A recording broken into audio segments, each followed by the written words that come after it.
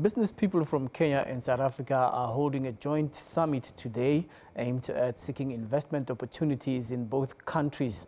On the first day of the summit, weaknesses in the country's value addition chains as well as non-tariff barriers emerged as top hindrances between Kenya and South Africa. The Trade and Investment Commission, comprising of 19 South African companies, will also have a similar summit in Tanzania. This report by Sarah Kimani.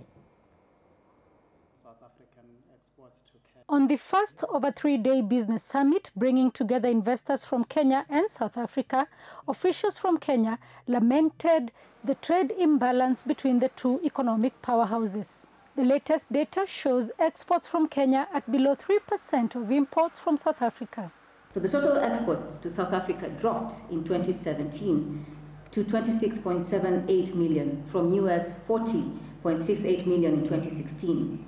While the Kenya imports from South Africa increased to $600 million in 2017 from 488.8 million in 2016. This meeting is aimed at bridging that gap.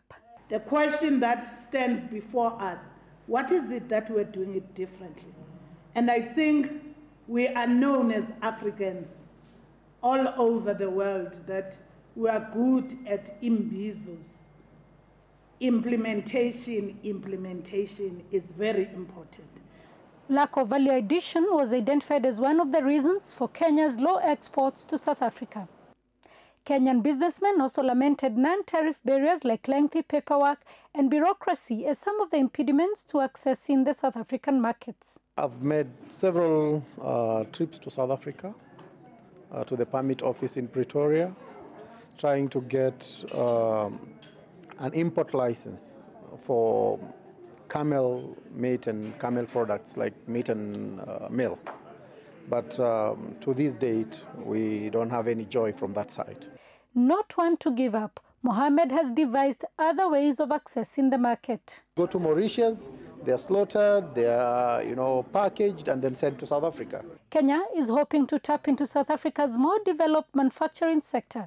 South African businessman Tlatla Mapalala, who has thrice tried to begin businesses in Kenya and failed due to lack of knowledge on the market, now says he's ready to start a manufacturing plant in the East African nation.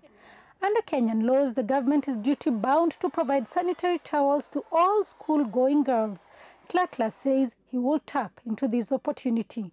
Coming year, this time, is looking into the manufacturing and supply of the sanitary pads inside Kenya.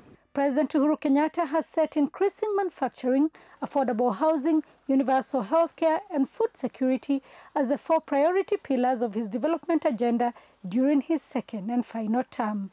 Sarah Kimani, SABC News, Kenya.